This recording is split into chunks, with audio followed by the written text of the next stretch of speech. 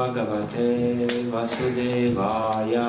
Om Namo Bhagavate Vasudevaya. Om Namo Bhagavate Vasudevaya. Om Namo Bhagavate Vasudevaya. Narayanam Namaskritya. Narayanam Namaskritya. Naram Chaiva Narottamam. Naram Chaiva Narottamam. Devim Saraswati Vyasam. Devim Saraswati Vyasam. Tato Jaya Mudiraye. Tato Jaya Mudiraye.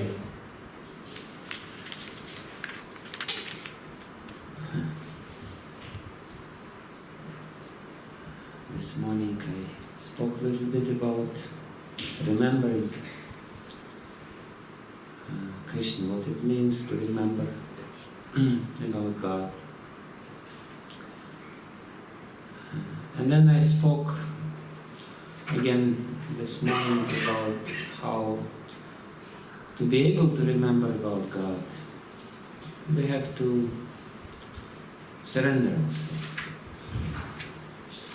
Because when we maintain the false concept of independence, it's not possible to think about God. When we are in a very dangerous situation, naturally, when people feel that only God can help them or can save them, then they surrender to Him. In a normal condition, quote-unquote normal condition, when we live and when we kind of, act in an environment where everything is under our control, we don't surrender to God. And therefore we always think about us, how we should act, what we should do to protect ourselves, how it will be, and therefore it's not possible to think about God. Very rarely we think about God. Even during Kirtan. Kirtan is probably a very nice time to think about something else. Hare Krishna, and then you think about something else. And so many nice topics to think about, so many important topics, this and that. So therefore, I said that, quoting Srila Jiva Goswami, that to be able to remember about God, some preliminary purification of the heart has to take place, which basically means the spirit of surrender. Therefore, I wanted to speak today about this surrender. What does it mean? What to do technically? What does it really mean? And of course, we all know that this is the last statement. Actually, first statement in Bhagavad Gita and the last statement in Bhagavad Gita, they're all about surrender. So I will read this last verse of Bhagavad Gita, 1866, and then try to speak a few words about this. What does it mean to surrender? What it really means, and how it purifies the heart, and how it makes our life easier, and how it makes our life more happy, and how it relieves us from stress. So let's chant this famous verse. Sarvadharman parityaja, Sarvadharman parityaja, Mamekam sharanam braja, Mamekam sharanam braja, Aham tvam sarva papebhyo, Aham tvam sarva papebhyo, Mokshayashyami mashucha, Mokshayashyami mashucha,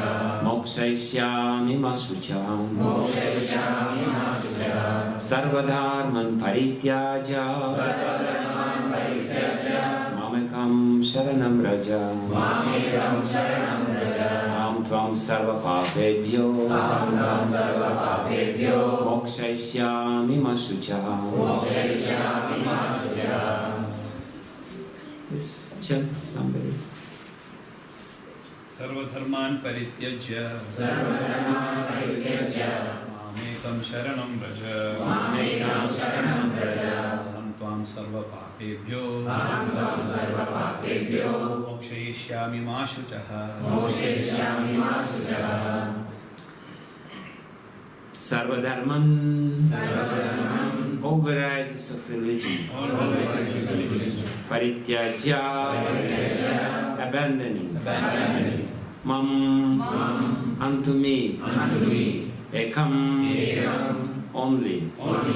Sharanam, for surrender. Vraja, go. Aham, I.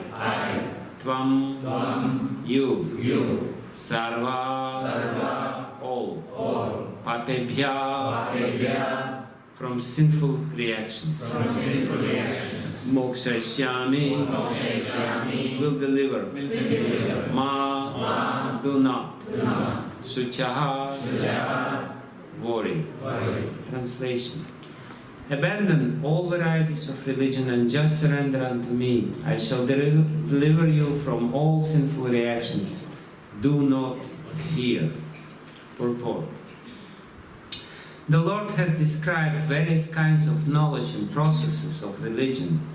Knowledge of the Supreme Brahman, knowledge of the Super Soul, knowledge of the different types of orders and statuses of life, knowledge of renounced order of life, knowledge of non-attachment, sense and mind control, meditation, etc. He has described in so many ways different types of religions. Now, in summarizing Bhagavad Gita, the Lord says that Arjuna should give up all the processes that have been explained to him. He should simply surrender to Krishna. That surrender will save him from all kinds of sinful reactions, for the Lord personally promises to protect him. In the 7th chapter it was said that only one who has become free from all sinful reactions can take to the worship of Lord Krishna. Thus one may think that unless he is free from all sinful reactions, he cannot take to the surrendering process. To such doubts, it is here said that even if one is not free from all sinful reactions, simply by the process of surrendering to Sri Krishna, he is automatically freed. There is no need of strenuous effort to free oneself from sinful reactions. One should unhesitatingly accept Krishna as the Supreme Savior of all living entities. With faith and love, one should surrender unto him. The process of surrender is described in Hari Bhakti Vilasa. Anukulyasya sankalpa, pratikulyasya varjanam, rakshasyaiti vishvaso, goptritve varanam tatha atmanikshepa karpanya shadvidha sharanagati. According to the devotional process, one should simply accept such religious principles that will lead ultimately to the devotional service of the Lord. One may perform a particular occupational duty according to his position in the social order, but if by executing this duty one does not come to the point of Krishna consciousness, all his activities are in vain. Anything that does not lead to the perfectional stage of Krishna consciousness should be avoided. One should be confident that in all circumstances Krishna will protect him from all difficulties. There is no need of thinking how one should keep the body and soul together. Krishna will see to that. One should always think himself helpless and should consider Krishna the only basis for his progress in life. As soon as one seriously engages himself in the devotional service of the Lord in full Krishna consciousness, at once he becomes freed from all contamination of material nature. there are different processes of religion and purificatory processes by cultivation of knowledge, meditation, in the mystic yoga system, etc. But one who surrenders unto Krishna does not have to execute so many methods. That simple surrender unto Krishna will save him from unnecessarily wasting time. One can thus make all progress at once and be freed from all sinful reactions. One should be attracted to the beautiful vision of Krishna. His name is Krishna because he is all attractive. One who becomes attracted by the beautiful, all-powerful, omnipotent vision of Krishna is fortunate. There are different kinds of transcendentalists. Some of them are attached to the impersonal Brahman vision. Some of them are attracted to the super-soul feature, etc. But one who is attracted to the personal feature of the Supreme Personality of Godhead, and above all, who is attracted by the Supreme Personality of Godhead as Krishna himself, is the most perfect transcendentalist. In other words, devotional service to Krishna in full Krishna consciousness is the most confidential part of knowledge, and this is the essence of the whole Bhagavad Gita. Karma yogis, empiric philosophers, mystics, and devotees are all called transcendentalists, but one who is a pure devotee is the best of all. The particular words used here, mashuchaha, do not fear, do not hesitate, don't worry, are very significant. One may be perplexed as to how one can give up all kinds of religious forms and simply surrender to Krishna, but such worry is useless. Shiva Prabhupada ki Sarvadhanam parijajamam ekam sharanam rajaham tvam sarvapratubhyo mokshayishyami masuchaha. Abandon all varieties of religion and just surrender unto me. I shall deliver you from all sinful reactions. Do not fear. Namo Vishnu Padaya Krishna Krishnaya Budaya Srimati Bhakti Vedanta Swami Namo Namaste Saraswati Devi Gauravani Pracharya Vishesha Srinivadi Pascharya Shitani Vanchakalpatarvesya Kripa Sindhu Bevacha Patinanam Pavanebhyo Vaishnavebhyo Namo Namaha. Jai Shri Krishna Chaitanya Prabhu Nityananda Shri Advaita Gadadhara Srivasadi Gaura Bhakta Vrinda. Hare Krishna Krishna Krishna Hare Hare, Hare Rama Rama Rama Hare Hare, Hare Krishna Krishna Krishna Hare Hare, Hare Rama Rama Rama Hare Hare. Hare Krishna. Okay, we have yet another chance to surrender to Krishna. Actually, every day is our chance to surrender to Krishna. And oftentimes we live the day, and actually we should ask ourselves, have I surrendered today or not? How was my day?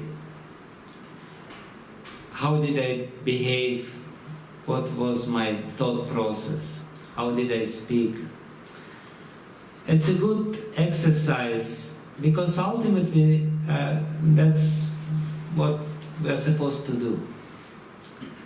Krishna speaks this instruction with tears in his eyes.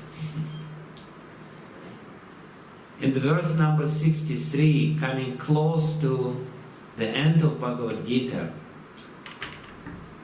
which is the manifestation of his karuna, of his compassion towards us, living entities. He says, no, in the verse 62, no, yeah.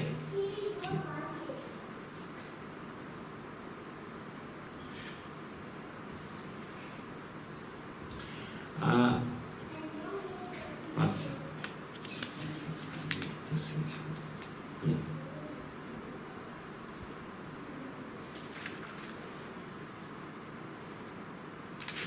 Anyway, in the verse 63, he says,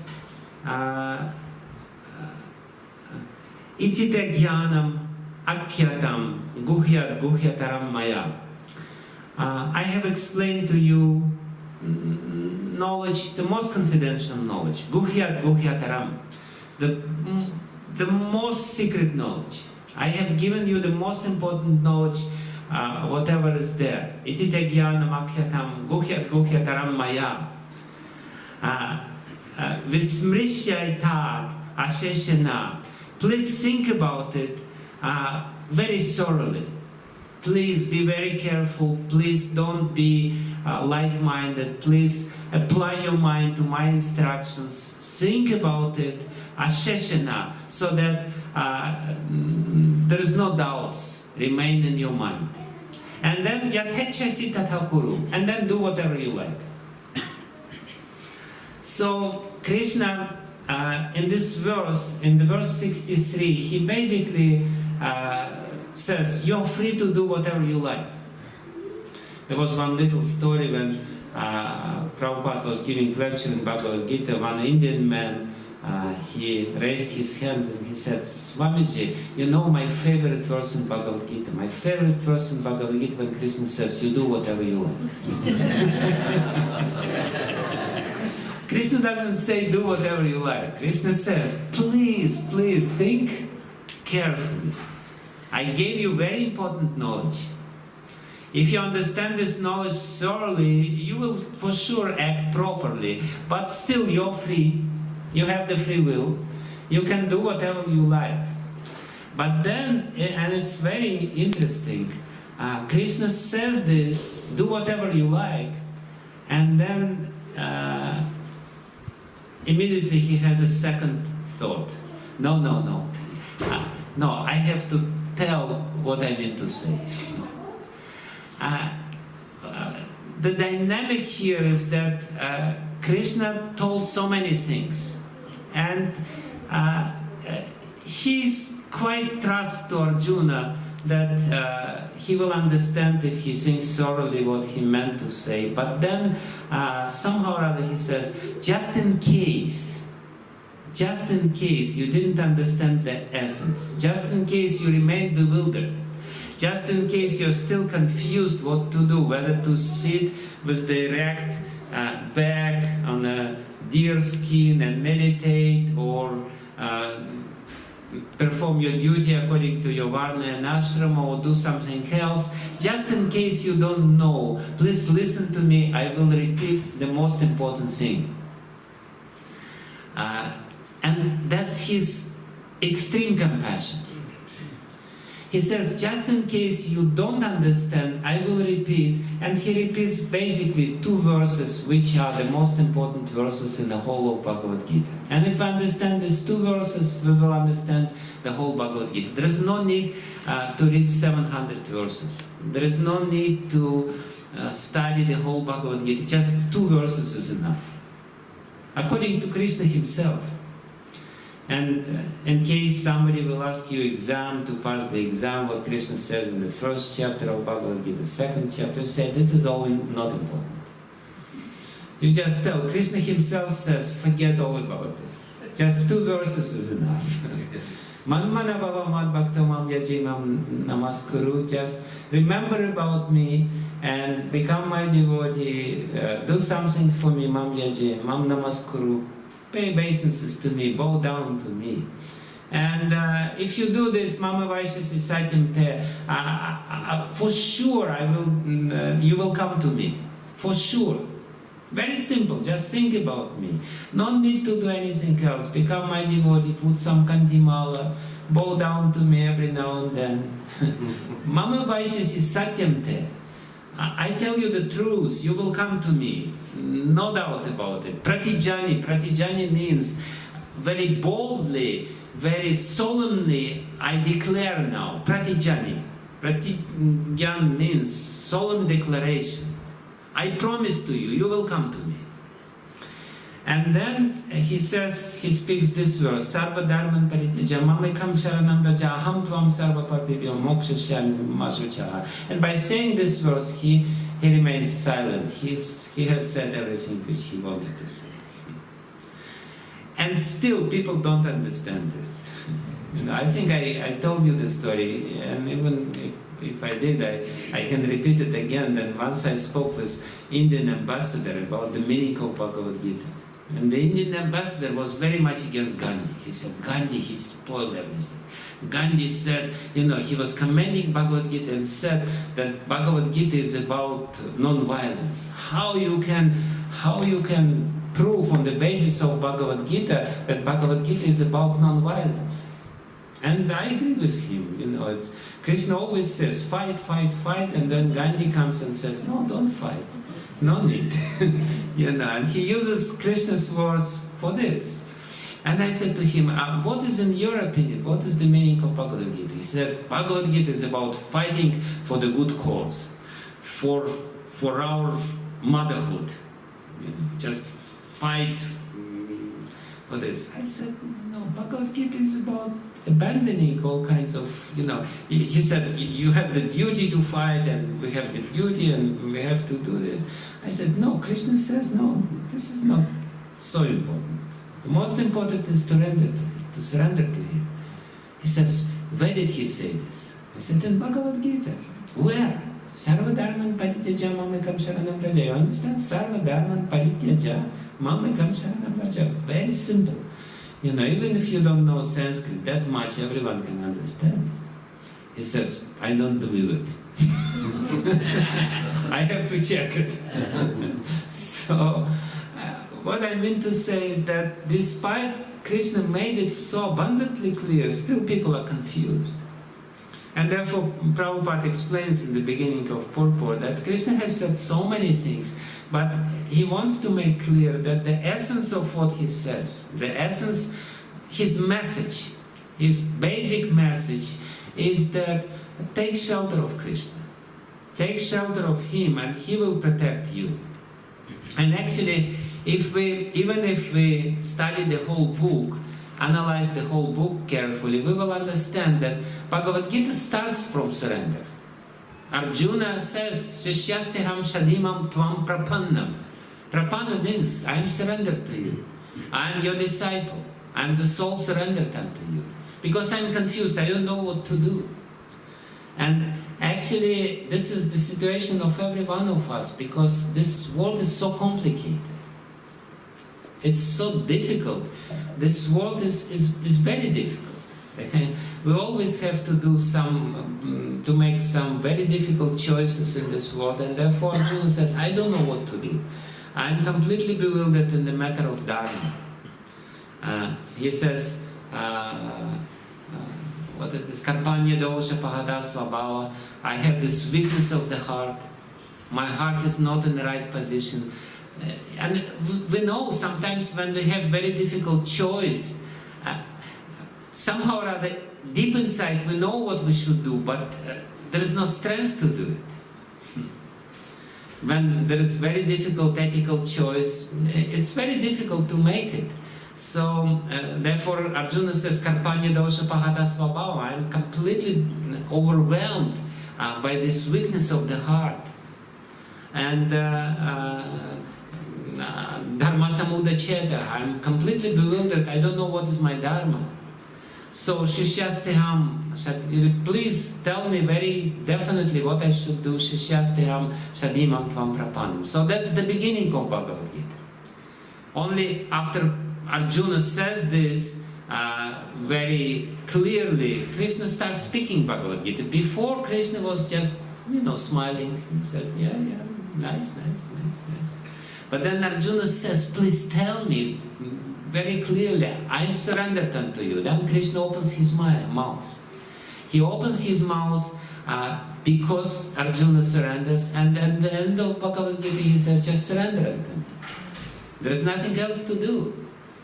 That's very simple. Just take shelter of me. Trust me. I will protect you. I'm there. Don't think that I'm not there. And then in the 7th chapter of Bhagavad Gita, he again says the same thing. He says, that only those who surrender unto me, they can. Daivihesha gunamai mama maya durateya. This maya is very difficult to overcome. It's Daivi maya. No, not Yeyatamam Prapadente. Those who surrender unto me very easily can cross over this maya. Only those, and we all know how difficult is maya.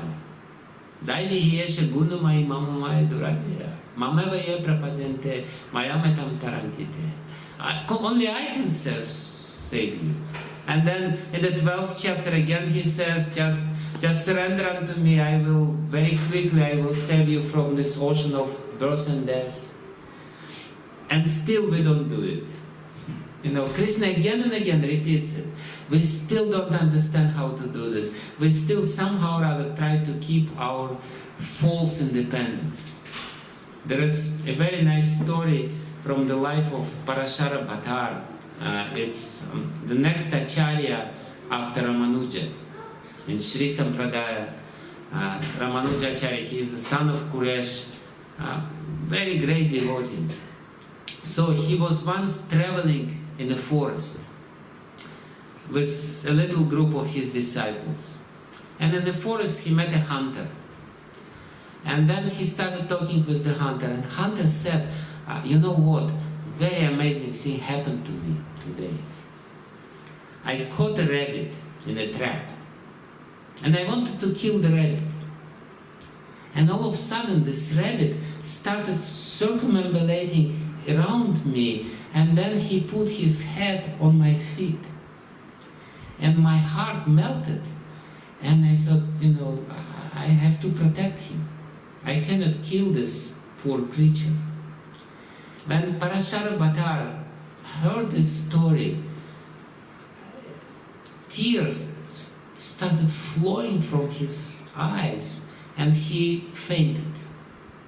His disciples became very worried, and they revived him from his unconscious state, and they asked, Guruji, teacher, please tell us, why did you faint? What happened with you?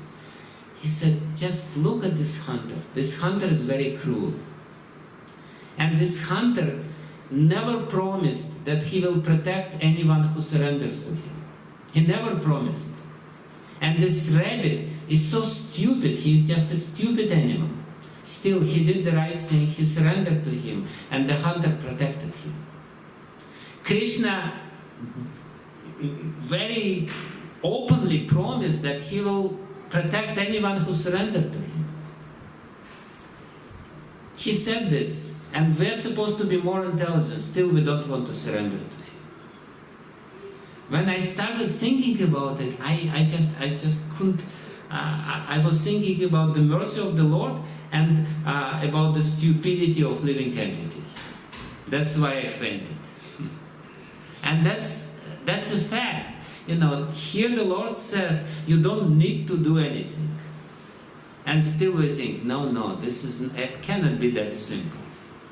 It cannot be that, it's too simple. What does it mean, surrender? Let me do some yoga. Let me do the headstand.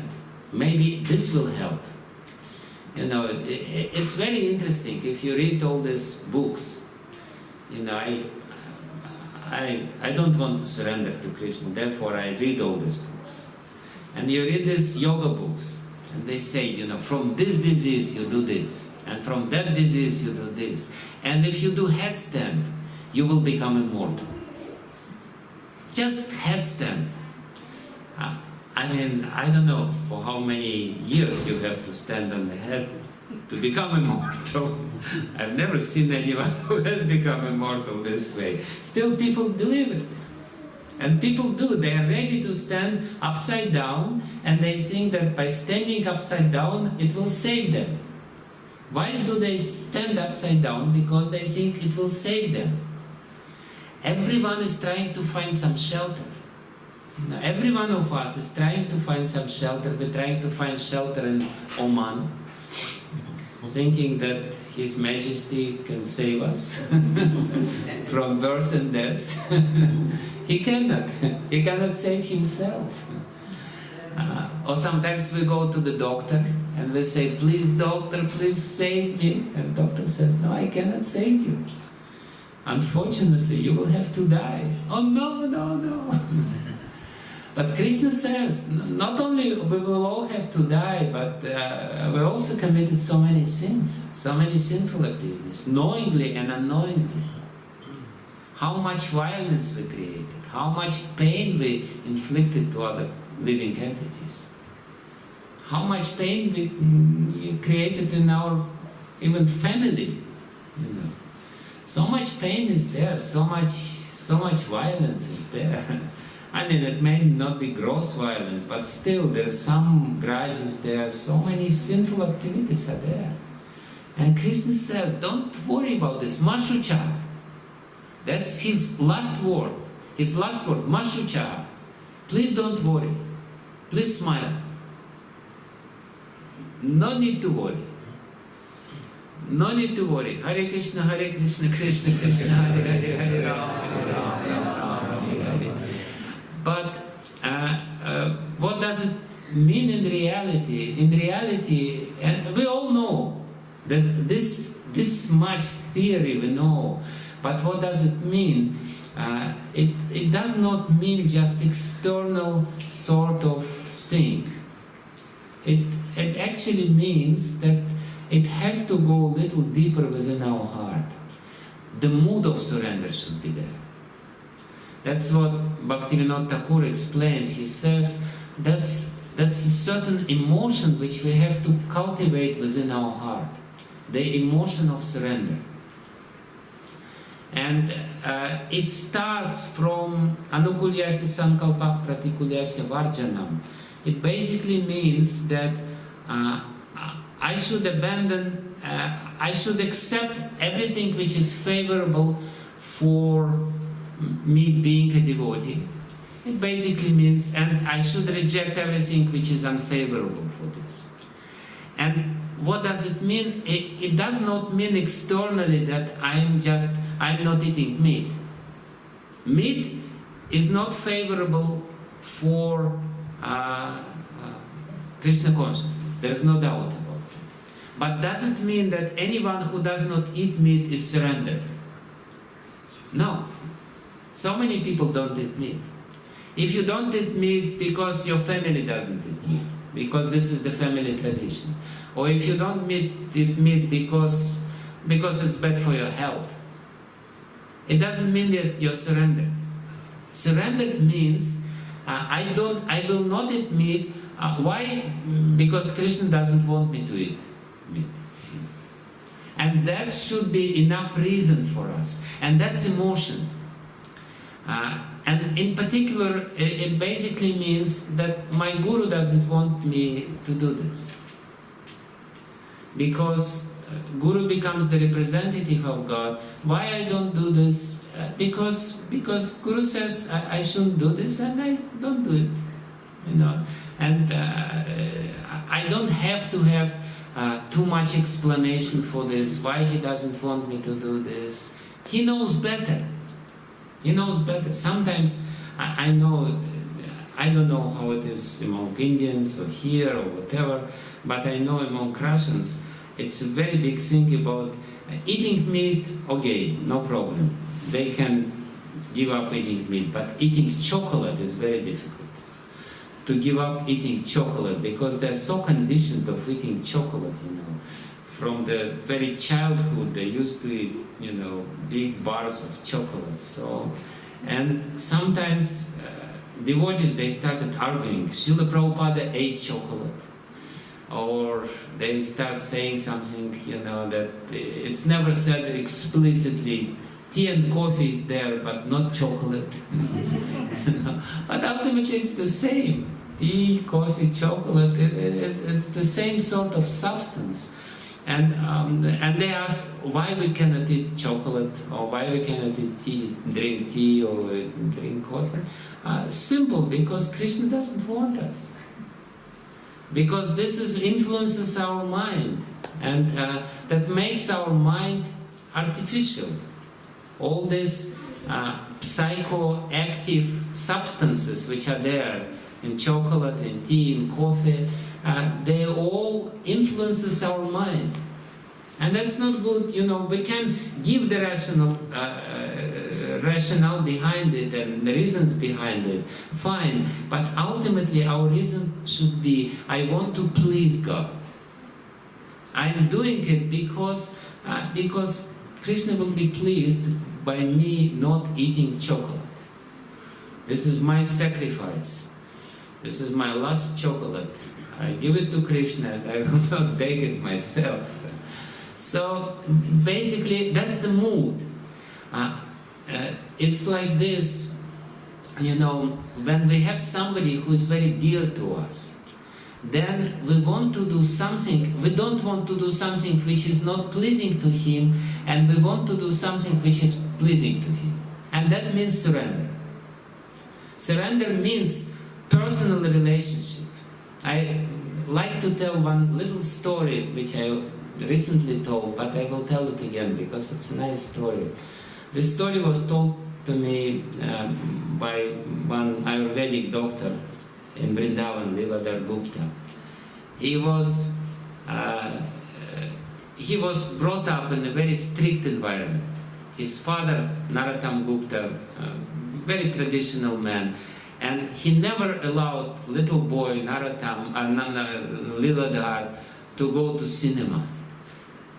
So, and when he was growing up, all his, schoolmates, and they would go to cinema and they would discuss, and he was under severe social pressure, but still, somehow or other he was not allowed to do this. So, when he became on his own and he went to college to Jaipur, to Ayurvedic college to Jaipur, the first thing he wanted to do to go to cinema. Because as we all know, forbidden fruit is very sweet. It's always very sweet. So he said, I got my first opportunity, first chance, I'm on my own, my father is not here. I sat down and I was kind of expecting so much pleasure which will come now. I will see this movie. He said that as soon as the screen was lit up, and some movie started, all of a sudden I saw a huge picture of my father from the screen looking at me. And he was looking at me and looking at me with such compassion and such love, and looking at me and looking at me. And I was looking at him and I said, okay, I understood my father, and I went away and I never went to cinema anymore. So what I want to say is that because the relationship was there, because love was there, it was not only the strictness. If it was only strictness, if his father would only tell, don't go to cinema, you rascal, he would happily see cinemas at the first opportunity. But because the love was there, the relationship was there, the emotion was there, he was not able to cross the border. He was not able to do something which he knew would be displeasing for his father. And that's what surrender means. Why I don't do it? Because my father doesn't want me to do it. Why I do it? Because my father, who loves me, wants me to do it. If this emotion is there, if this rationale is there in our heart established, why I don't do it? Because Krishna doesn't want me to do it. Because my spiritual master doesn't want me to do it. If this is there, then you're surrendered. And if you're doing this because of social pressure, and if nobody sees this, then you do it. Or if you have some other consideration, it's good for my health, therefore I don't do it. Or, Ekadashi is very good, soon Ekadashi is there, let's fast a little bit, it's, I have some extra kilos. This is not surrender. You do externally these things. You do anukulyasya sankalpa, you do something which is favorable. Fasting on Ekadashi is favorable for Krishna consciousness, but you have to do it with proper consciousness.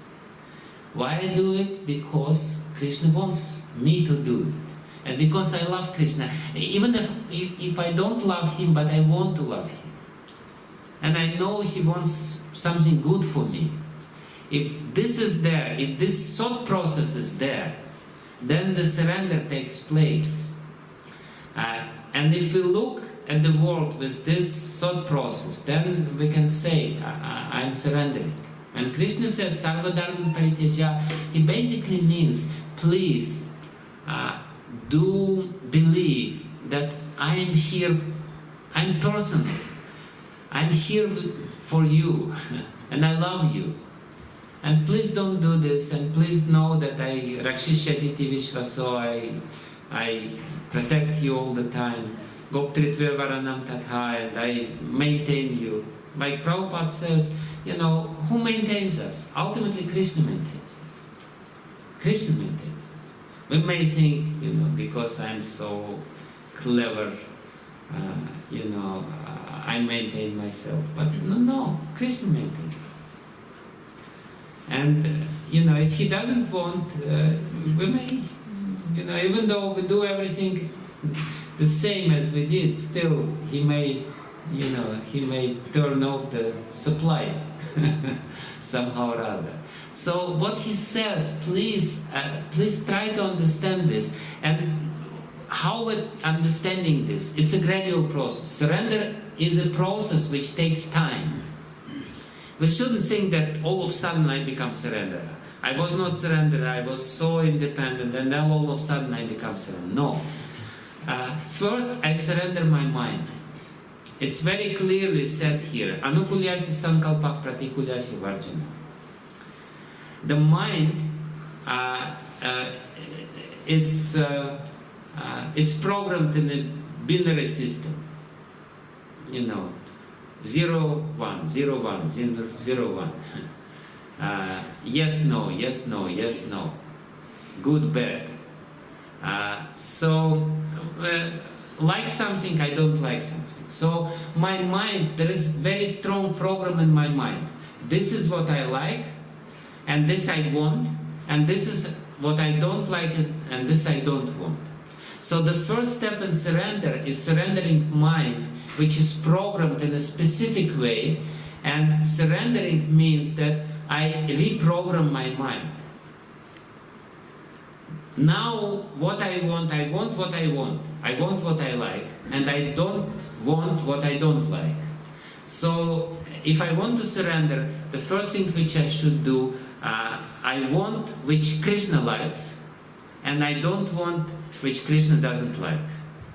Even though I may like what Krishna doesn't like, and I may not like which Krishna likes.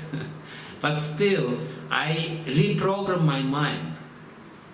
So, and that's a very important step, and it may take some time, to really imbibe this spirit. I do it because Krishna wants me to do it, and I'm doing this. And then Krishna says, Rakshishyatiti vishvaso goptritve varanam tatha. That's buddhi.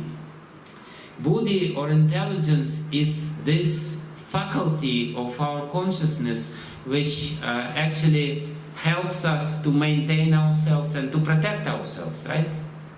Buddhi is the right course of action.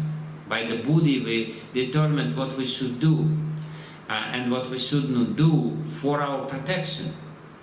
And Krishna says, surrender your intelligence to me.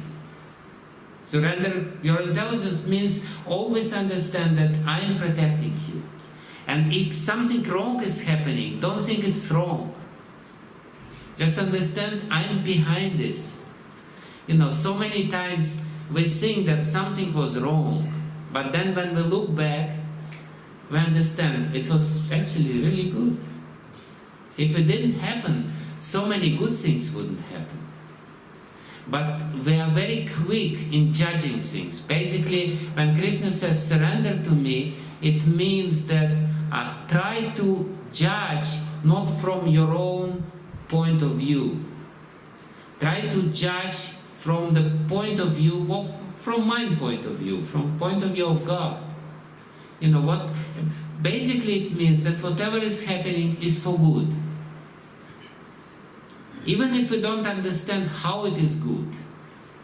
But if we have this attitude of accepting that whatever is happening to me is ultimately sent to me by God and it's for my good, then it means we're surrendered. You know, there are so many stories about this, how you know, those who are surrendered, they are really protected by God.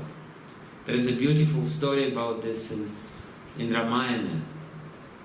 In Ramayana, it's in Sundarakanda when Hanuman is speaking with Sita. And Hanuman is saying to Sita, you know, if you want, sit on my shoulder and I will bring you to Ram. Immediately, no problem. I will jump over the ocean and in no time you will be with Ram. Sit here. And Sita looks at him and says, and Hanuman at that time just a little monkey like this.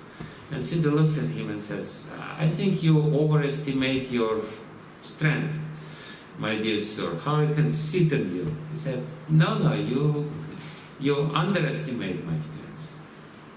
I can root out the whole Lanka with Ravana and bring it to Ram. He doesn't have to go to Lanka all the way. I can do it. And Sita says, no, it's okay. Yeah, I believe you.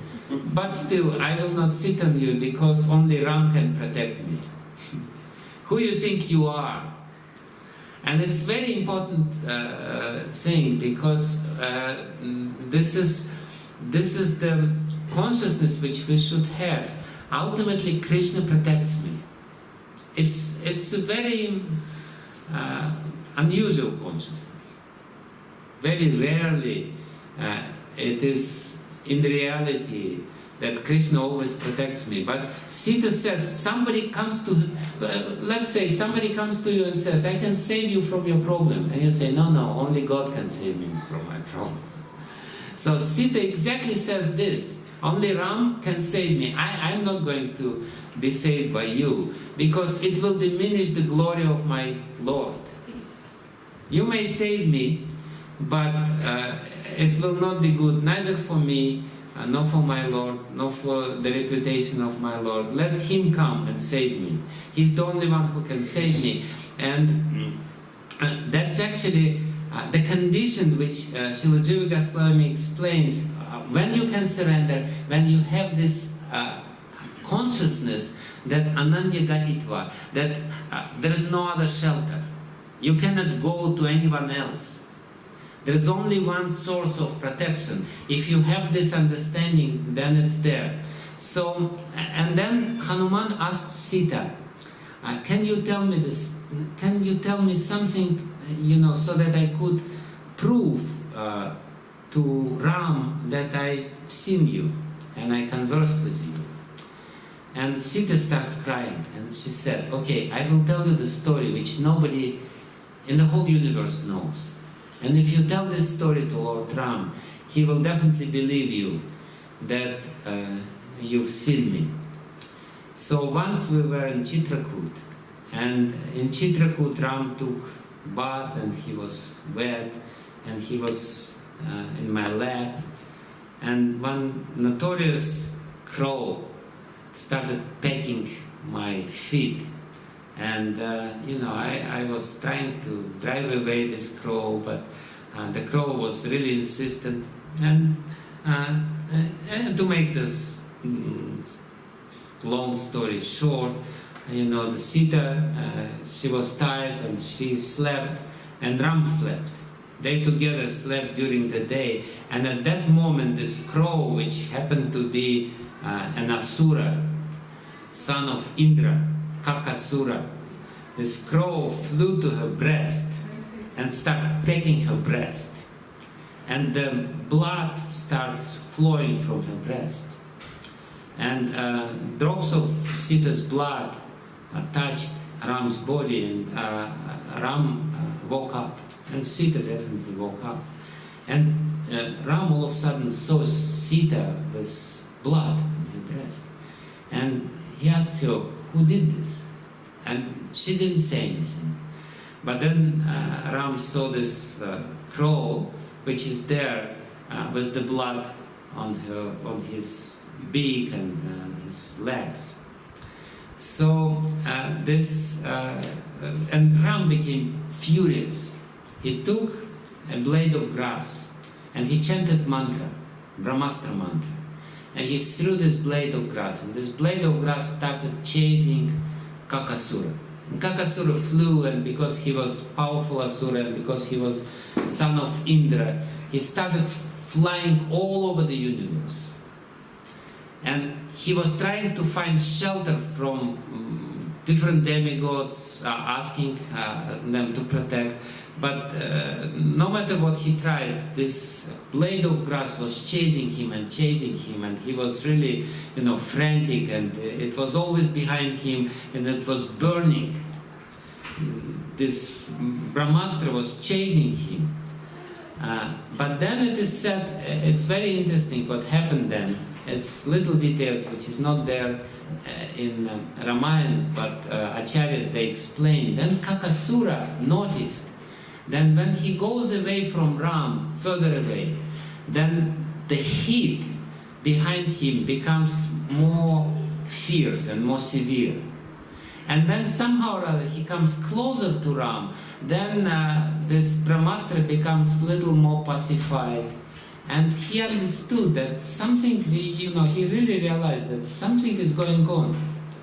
So ultimately, without finding shelter anywhere in the universe, he just dropped practically dead next to Ram. He's there. And that's the whole story is about our life, actually. It's not about Kakasura. We are running away from God in the fear of death. We're running everywhere, we're trying to find shelter here and there from this doctor or that doctor or this state or that state, please save me, save me, save me. But we always feel that the death is behind us. But the point is that as soon as we come closer, this Brahmastra, the thought process of this Brahmastra is very interesting. When this Kakasura was coming closer to God, Brahmastra thought, oh, he's probably planning to surrender to God. Let me, let him be free from my danger. So the same way with us. As soon as we're coming closer to God, we feel that there is less fear. But what happened with this Kakasura? Kakasura, as I said, he dropped dead, almost dead, half dead, near Ram's feet. And basically it means that he surrendered to Ram. But somehow or other, because he's Asura, he just couldn't do it properly. When he dropped near Ram's feet, his feet were facing Ram. Not his head, but his feet. And it was very disrespectful. He's just there, but his feet are, in the direction of Ram. And Ram is looking at him. And then Sita compassionately is looking at him. And Sita turns this half-dead body of crow in 180 degrees, so that his head is in the feet of Lord Ram.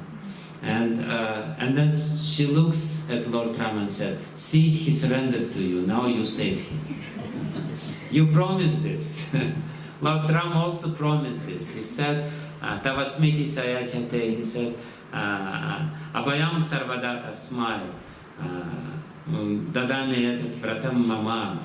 Lord Ram in Ramayana says that whoever says Tavasmiti sayachate, with sincere feeling, I am yours, then Abhayam sarvada tasmai, I will make him fearless. So Sita says, now he surrendered to him, now let him free. And Lord Ram says, yes, but you know, my Brahmastra cannot go in vain, so it will only take away one eye of yours. So ever since this Kakasura is with one eye, he is just half blind, but otherwise he was saved. So the purport of this story is that if we surrender to God, especially in the presence of His energy, of Sita, who is very kind, then for sure He will protect. And He says this very clearly. And basically it means that, again, that means the feeling inside. God protects me. If the feeling is there, God will protect us. If the feeling is not there, He will not protect us. We will always feel this fear of death because the feeling is not there. And it's a fact. If the feeling is not there, God does not protect us. But if the feeling is there, the protection will be there. The protection for sure will be there. Because, you know, he is there for us. And then, so that's intelligence. Intelligence means we have to always think what is happening for me and how what is happening is good for me. That basically surrender means we apply our intelligence and we try to understand by our intelligence how God protects me and how God maintains me. And we will be able to understand. And so that's, we surrender first our mind, then we surrender our intelligence. And then what is remaining? Pride, egoism. Right? There are only three things which are there in our mind. The mind, intelligence, and ego, ahankara. So the three other things, atmanikshepa, karpanye. Atmanikshepa, you give yourself, and karpanye, you feel very meek and humble. It means you surrender your ego. You know, in the beginning, we can only surrender our mind. Then our intelligence. Again, it's a process. And then we surrender our ego. I'm humble. I'm yours. I belong to you. So ultimately, this is what it is. And if we do this, no need to worry about anything else. You know, the surrender process is complete. Sarva dharman parityaja mamakam sharanam raja. Mokshashyami mashucha. Aham tvam sarva potibhyo, no problem. Even if you do it at the very last moment of death, but please don't postpone too much, because death may come sooner than you expect. Death may come at any moment. So that's what I said. At the end of the day, we should ask ourselves, how did I behave? How did I behave during the day? What was my thought process? How I was thinking during the day? How I was speaking or relating with other people? Was I relating with other people as somebody who is always protecting myself? Or was I surrendered? Was I trying to see how God speaks with me through different people? Or was I thinking that they're just all nonsense and they don't know how great I am and they don't appreciate myself? You know, so that's what it means. Surrender means it's a process, and it's actually not even day to day, it's minute by minute process. But it's a very happy process. We're always in a dangerous position because the mind is there, the problems in the mind is there, the ego is there, the intelligence is there. But the meaning of human life is to reprogram our mind, our intelligence, and our ego. If we do this, then we will achieve something substantial in life. Otherwise, every other achievement will be finished. You may have many good cars and villas and even citizenship in Oman, or whatever your dream is. But it will all be finished, sooner or later. It will be finished sooner, not later. Sooner than you want. Definitely sooner than you want. But what is the achievement? The achievement is that what we will be able to achieve by reprogramming our mind, our consciousness. That the mind is surrendered. I only do what Krishna wants me to do. The intelligence is surrendered. It means that I know that whatever is happening with me is happening because he is behind it. And ego is surrendered, and I don't think I'm very important. I don't think I'm very big. I think I'm small, and Krishna is protecting me. That's what it is, and it's simple. It's not difficult because it's reality. What is difficult? Difficult is something which is unnatural. To do something unnatural, to become great is very difficult. To become small is not difficult because we are small. To become big president of the country is very difficult because it's unnatural and it's not necessary. It's not needed. Nobody became happy by becoming president of America. If you think that he's happy, he's the most miserable person in the world. Still everyone wants to do it. But if you become very small and humble, you become happy. But still it's very difficult for us. No, not this. No, I'm not ready yet. When I retire, when I become old, then I may try it. No, don't postpone it. Become happy now. Stop worrying now. Krishna says, stop worrying now. Don't worry now. Why do you worry? Why you're in anxiety? Why you're so troubled in your mind? Just surrender unto me. But as Parashara Bhatta says, Lord is so kind and we are so stupid. We don't want to do it. We don't believe him. Hunter protected little rabbit, even though he is cruel and he didn't promise it. Lord is not cruel and he promises it. And we think, no, he will not do it.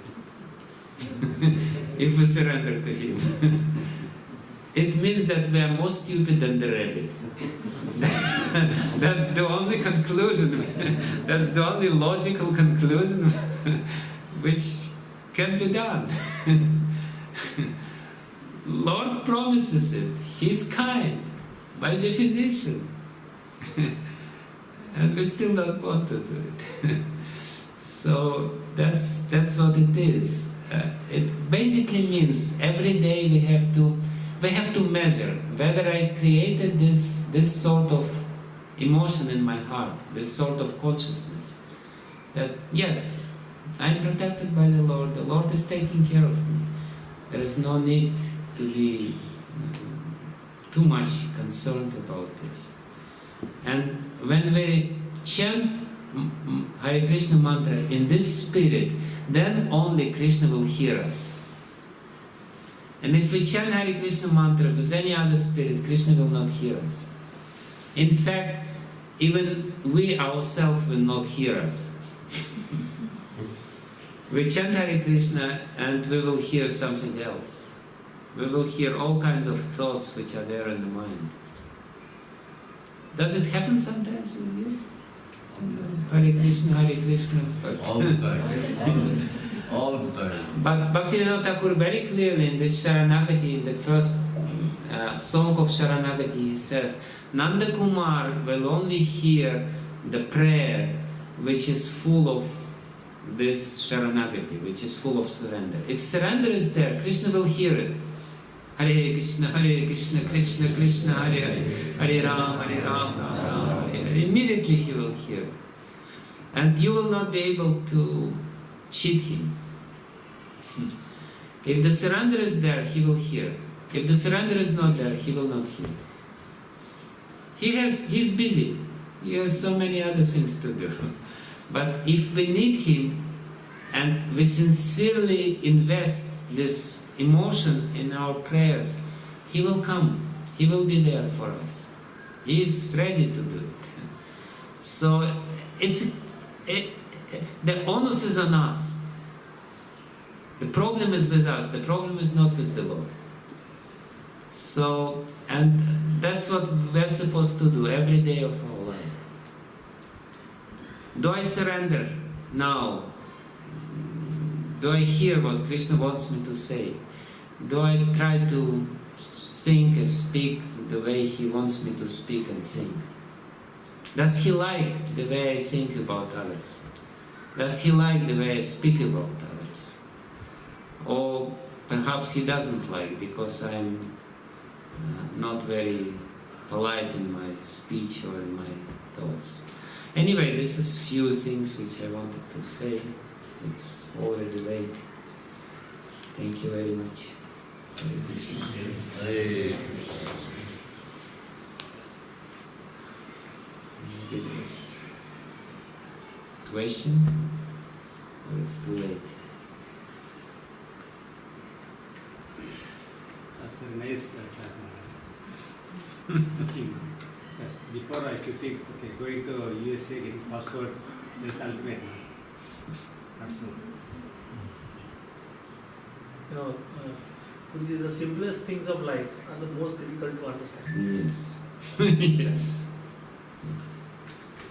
And Krishna knows this. Therefore, he doesn't expect that we will do it immediately, but he still hammers the same point. Please do it, please do it. It will be good for you. Please do it, please do it.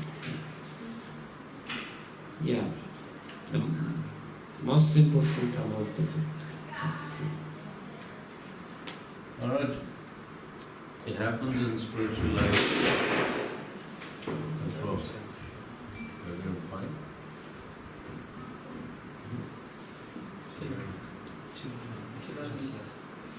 So what happens, Maharaj, in spiritual life when you come to Krishna consciousness and you spend a certain number of years and then you take up certain services and service positions, somebody becomes something in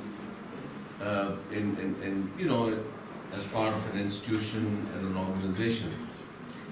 So you spend those number of years, and then sometimes devotees can take that as an advancement and also a type of surrender. That I surrendered, therefore I've been able to, acquire certain positions where I'm impacting the lives of others, who are under my influence. And I guess that also sometimes makes us miss the bus when it comes to our own selves and our own sense of surrender. Does that happen, Maharaj? It happens all the time because we didn't surrender in the beginning. We just thought we surrendered. It happened with Arjuna. Arjuna says, Shishyasteham Shadimam Tvam Prapanam. Just teach me, I am the soul surrendered unto you. And then he says, Nayatsya Govinda, but I will not fight. So immediately after that, he says, I am surrendered unto you, tell me what to do, but I will not go to fight. So, when initially we come to spiritual life, our surrender is very much conditional. And if we don't understand this, then we will go on in our spiritual life in this, with this conditional surrender, and it will not really, we will not really develop properly, because if we develop properly, then our relationship with Krishna in the form of holy name will have to become more and more tight. It basically means that our absorption in holy name should become more and more, proportionately more, if we surrender, but at the same time we don't have any taste to holy name. It means that something is wrong with our surrender. We don't really understand what it means, because as Srila Prabhupada clearly says here, that surrender means the relationship with the Supreme Personality of Godhead. Surrender means that we know that God is personality, and we become dependent on His personality, and we manage our life according to His will, not according to our will. And we relinquish our false independence in this regard, and in this way we become more close to Him. And it basically means that whatever is connected with Him becomes very attractive to us. So it happens all the time, unfortunately, when we think we are surrendered, but in reality we are cheating ourselves. And the managerial position, career, or whatever is not the criteria. You may be a natural leader, and then you become leader in ISKCON and Krishna consciousness or whatever, but it doesn't automatically make you surrender. Surrender is a matter of heart. And if we don't work with our heart, then all these external achievements are completely inconsequential. They are not really important. All these external achievements may serve as a substitute, but and some other people may think he's so surrendered, but you will not be able to cheat Krishna. Krishna knows. So it's a matter of heart, where your heart is. Is your heart surrendered? And it's difficult. I mean, I don't say it's easy. I know it's very difficult. But it's worth it. Thank you. Okay. Thank you very much. Hare Krishna. Srila Prabhupada ki jai. Bhakti Vijnana Goswami Maharaj ki jai.